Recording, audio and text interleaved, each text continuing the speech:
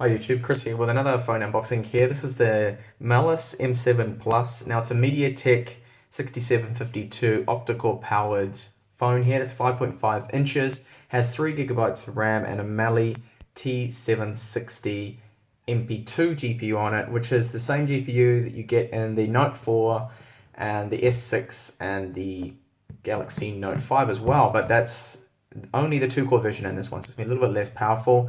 It's got a 720p screen on here. Here's a look at the stats. We also have wireless AC.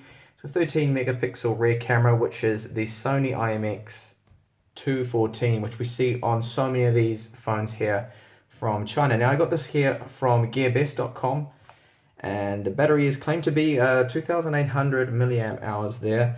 With the Plus version, that's the only difference I can find from the standard M7 version here. So let's have a look and open up the box. And you can see the packaging is very bland here. It doesn't really scream anything premium to me. This is of course, a lower end Chinese phone here, so not super premium. So let's have a look and see what we have inside the box. Okay, the phone here, nicely wrapped up. And let's check out and see what we have in the box.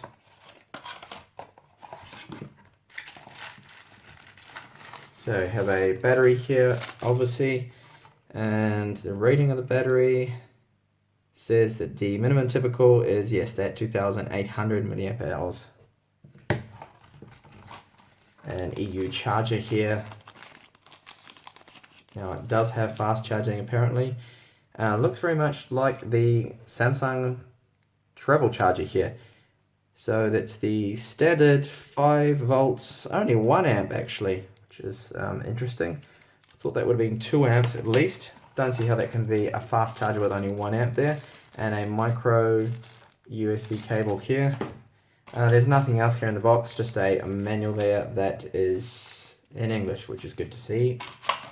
Okay, so let's have a look around at the phone here. This is the white version. And the display here is 5.5 inches. Now it is covered with Gorilla Glass 3, which is good. And does have a metal frame here. So on the left side here we have the volume up and down buttons, power on. Now these are metal buttons, which is good to see there. And nice metal trim here. So on the bottom there is no USB port. There's just a microphone slot there. And on the right side also nothing. And we do have at the top our 3.5mm headphone jack, and there's our micro USB port there for charging and data. And we have a look at the front. Here's our earpiece.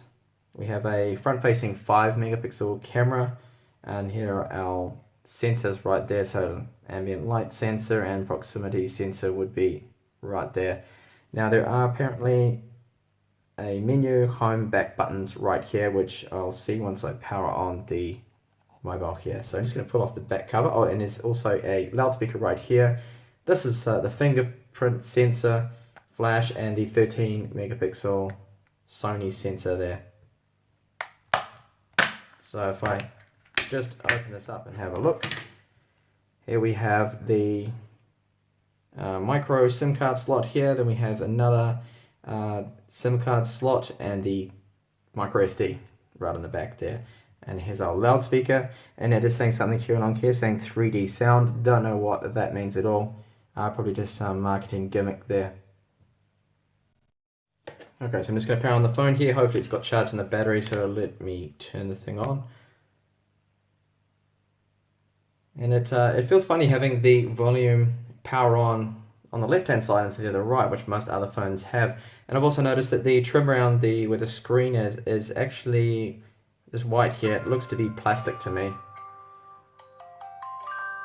Okay, so it's a boot up logo there. And I'll just get that back cover on it. Okay, so it's come up with English straight away, which is good to see. Let's have a look at the battery life. Sorry, not the battery life, the brightness there. So that's full brightness on the screen. And it's definitely a fully laminated display, which is good to see there. So full brightness, and that should also have automatic brightness too. So let me adjust that. We also have just a couple of shortcuts here. Flashlight, that's turned on. The flashlight, of course, on the back. Good to see that is working. Just have a quick look here and see what version of Android it has. So it's got Android 5.1 on there. You can see it is the M7 Plus. Again, I don't know what the difference between the M7 and the M7 Plus is. I could not find any information on that.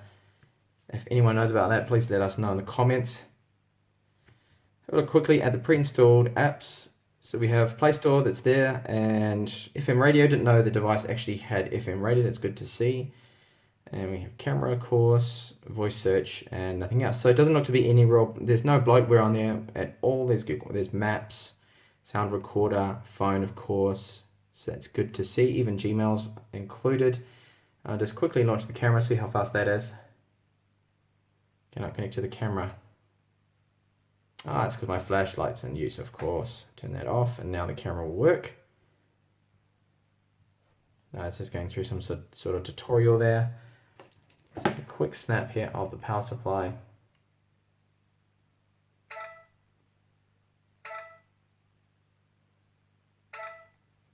Okay. So it doesn't seem to be that slow there taking in photos. So we do have automatic brightness, and there's full brightness there again. Okay, so I have more coming up on this phone. I'll have a review posted soon. Go through benchmarks, GPS, camera, video records, Antutu benchmark, Geekbench, all of those ones that you normally test out on phones there. I'll have that up and coming soon, so stay tuned for that. Thank you for watching the video. Hopefully see you in the review. Bye for now.